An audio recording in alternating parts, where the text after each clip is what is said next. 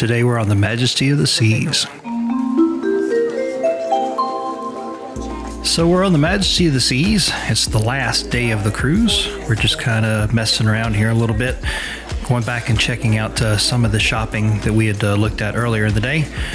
We've done the couple of the games out on the pool deck. We've done the love and marriage game in the main theater. You know, just kind of killing time on the ship. One of those things where you look through the list of activities and you try to figure out, you know, what do you want to do. And it's kind of one of those, it's you know, typical of a cruise. You know, you do as much or as little as you want.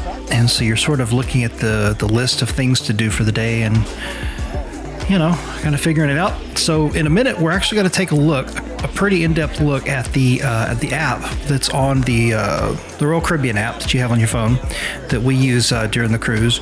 The app only works if you are on the ship and connected to the ship's Wi-Fi. So if you if you're sitting at home right now and you were to pull it up, it wouldn't do much for you. All right, so the new Royal Caribbean app, first cruise that we've ever used this on, and you got, move your thumb.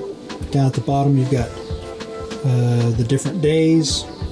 I think we've already, this is the My Calendar where we've already gone through and picked items where we said, okay, let's reserve that to the calendar. Well, this is actually the daily planner, and then and as you scroll through, you can actually see what you've scheduled.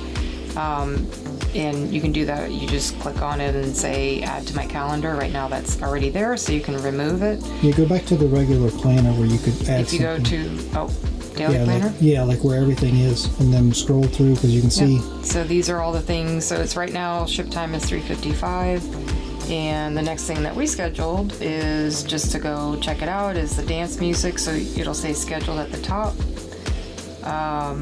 But you can see all of the things to do, return books and magazines, dance music.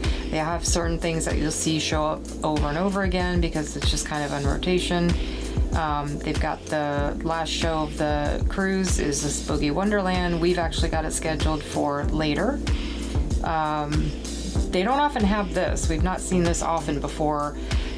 Even on the longer cruises where there's actually a free liquor tasting. Usually there's a fee applied, but Patrick said, you know, well, this is probably because they're just going to be right on the Royal Shops, Deck 5, and that's actually where the alcohol, where you can buy alcohol. So probably a way to get you to buy alcohol. This ship may have problems sometimes with participation because there was supposed to be a thing at 3 o'clock, according to the app, for the rum class, and we went by there at 3:30, and it was supposed to have lasted an hour, and there was nobody there, and it doesn't even look like it happened. Yeah, so this rum cocktail. Yeah, so we're thinking they may have canceled it for lack of participation. Yeah, and so it says fee applies. Usually that's $10, $15, something like that. I've done, what was it? The mojito and stuff like that. That was on the Oasis, or maybe even on the Allure. It's not a lot, but there's a little surcharge, and this is a less expensive cruise, so it's probably lack of participation. There's two interesting things about this. This app only works if you're on the ship and you're connected to the ship's Wi-Fi. It really fully works. So if you're sitting at home and you're looking at it before the cruise, you're only going to be able to see so much. And then I noticed earlier that the ship time that it shows up in that corner is not the real-time clock sometimes. One time it threw me off. It was off by 20 minutes. And I had to refresh the app, and then all of a sudden the time on the app matched the time on the phone for it to kind of get caught up. So you just have to be careful if you're looking at that ship time and you see that. I don't know. There's still a couple of small issues with the app. Probably the iOS one is much better. The other thing I didn't realize this, but I clicked on this maybe day 1, day 2, and I realized it started out it defaulted to recommended. So you come in here and select show all. And then there was also a thing where we booked an excursion through here, which was cool. Mm-hmm. And then they brought the tickets to our room the next day, and that was pretty painless. We actually had My Time dining reservations for tonight that we had booked, made the reservation before the cruise, and I was able to just easily cancel it on here because we're not going to do that. So it's pretty good about adding and canceling, just overall stuff. Now, when I booked the excursion, I added Maria, and I did it for both of us. Did it eventually show up on your calendar? That was on day 2. Yeah, it was in Key. No, it was for Cuba because we had to do the bucket list. Yep. There it is. Okay, so it did because at first. And I had the nighttime one on there already. Yeah, but at first that one didn't show up, so it took it a while. When I made the reservation through my account on the phone, and I did it for both of us, it took it a little while for it to eventually show up on your calendar. Yeah. But it did make it there. And there is a refresh button, but sometimes, so this is kind of like, kind of the default, I think, when you first come in. And that's, you go to the ship and you can see deck maps, which is really handy.